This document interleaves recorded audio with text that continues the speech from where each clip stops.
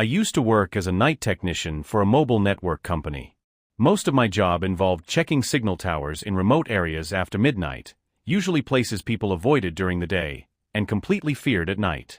This story is based on something that happened in 2018. There was a village on the edge of a dry riverbed, far from the main road. One of our towers there kept shutting down every few weeks, always between 1 o'clock and 3 a.m. Engineers checked it during the day and found nothing wrong. No faults. No damage. So eventually, I was sent to inspect it at night. The locals tried to stop me. At a small tea stall near the road, an old man grabbed my arm and asked, "You're going there now?" When I nodded, his face changed.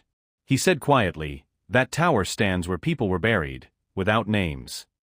I laughed it off. Every place has stories like that. I parked my bike near the field and walked the rest of the way. The tower stood alone, surrounded by tall grass and broken stones. No lights. No houses nearby. Even the wind felt absent. The moment I stepped inside the fenced area, my phone lost signal. Completely. The tower lights were off. I turned on my flashlight and began checking the control box. Everything looked normal. Then I heard footsteps. Slow. Uneven. I assumed it was an animal until I realized something strange. The footsteps were circling me. I turned around quickly. Nothing. But the air felt heavy, like someone was standing too close. As I bent down again, I heard breathing. Right behind me. Not loud. Not rushed. Calm. As if whoever it was had been there for a long time. I stood up slowly and spun around. The flashlight beam landed on a woman standing near the tower base. She was wearing old, dusty clothes. Her hair covered most of her face. She didn't look injured. She didn't look angry.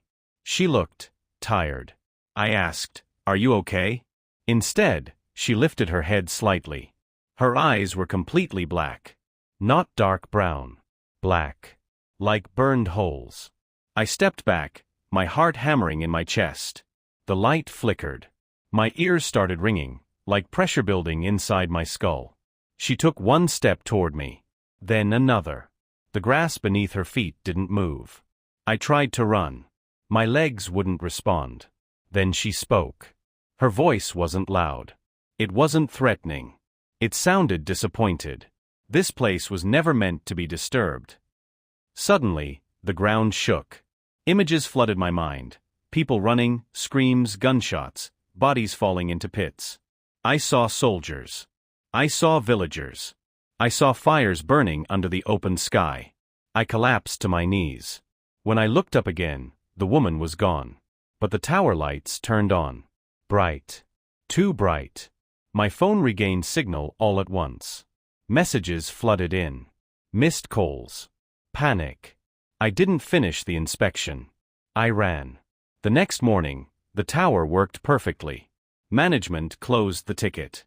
No explanation. A week later, I searched old records. I found out the truth. That field was once a mass burial site from a forgotten conflict. Dozens of people were executed there and buried without markers. No prayers. No names. And the tower? It was built directly above them. Since that night, every time I pass a signal tower after midnight, my ears ring. And sometimes, when the wind is quiet, I hear. After that night, I tried to convince myself it was stress, lack of sleep, overwork, an overactive imagination. That's what I kept telling myself. But the problems with the tower didn't stop. Exactly 12 nights later, the same tower went down again. Same time window. 1:17 a.m. My supervisor called me personally. He didn't ask. He said, "You were there before. You'll go again."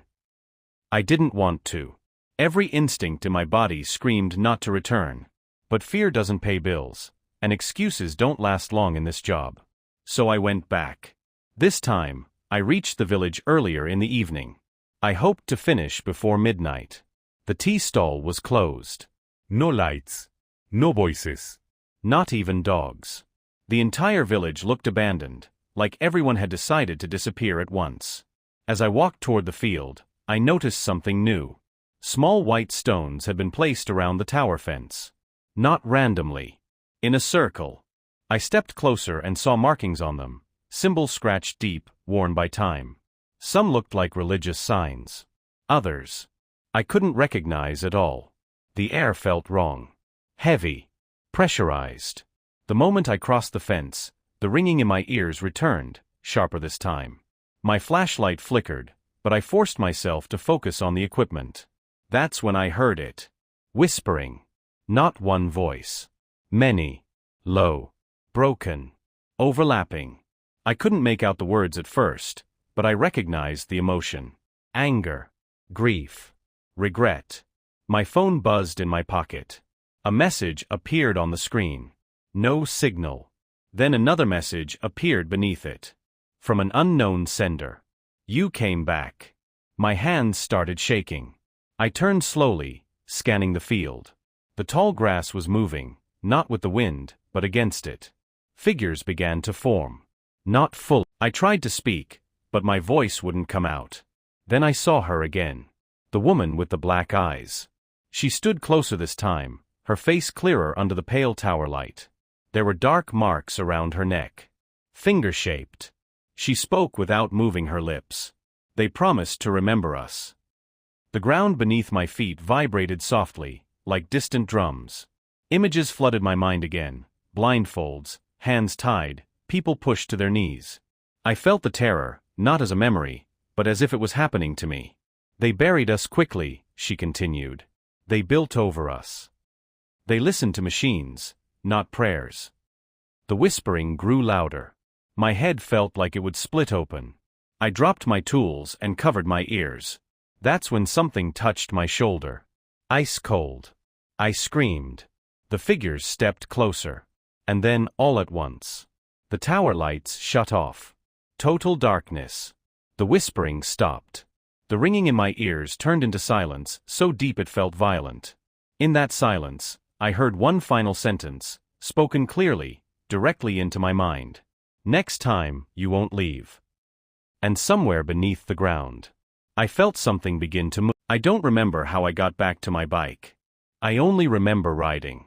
Not thinking. Not looking back. When I reached the main road, my hands were numb, my throat burned, and my heart felt like it was going to tear out of my chest. I didn't report everything. I couldn't. I told my supervisor the tower shut down due to voltage fluctuation and that the area felt unsafe at night. He listened in silence, then said something that didn't make sense at the time. That site has a history, he said. We follow orders. After that, things started happening to me. At home. Far from the tower. Every night at exactly 1:17 a.m., I woke up with the same pressure in my ears. The same ringing.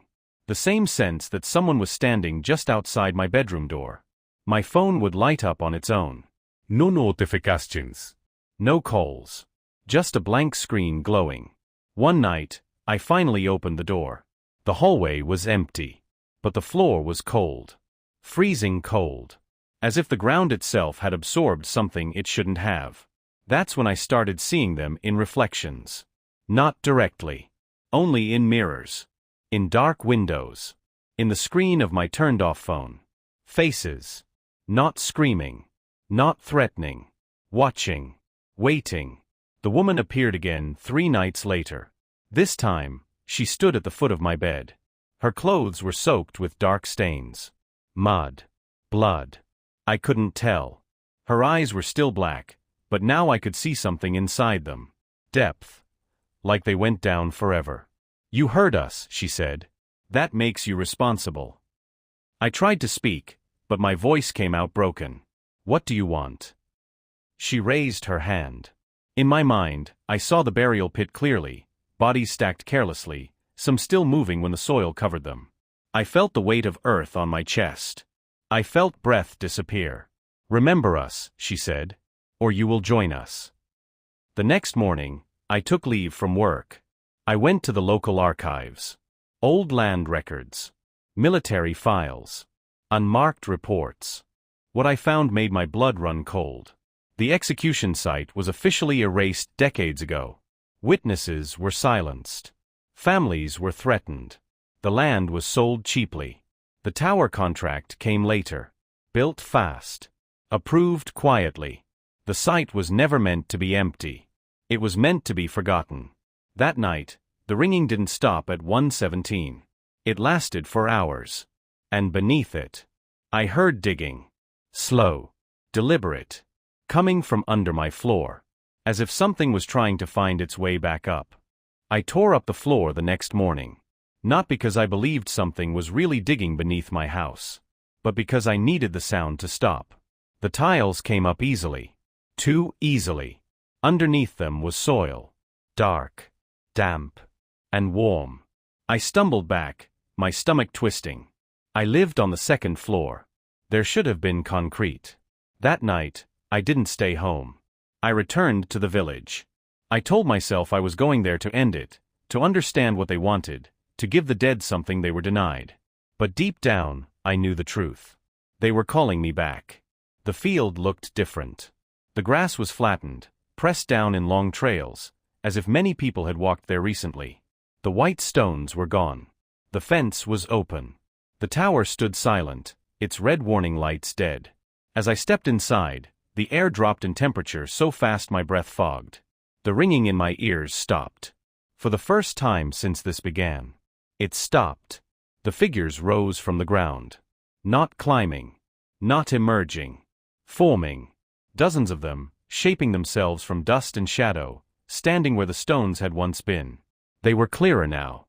Faces visible. Eyes open. Mouths closed. Waiting. The woman stepped forward. Her neck marks were deeper now, raw and dark. "You looked for the truth," she said. "Truth demands weight." The ground split open behind her. Not violently. Slowly. A long shallow pit revealed itself. I knew it instantly. The burial site. I smelled soil and old death. Bones became visible. Hands. Skulls. Some small. Some large. None marked. None named. "They took our names," she said.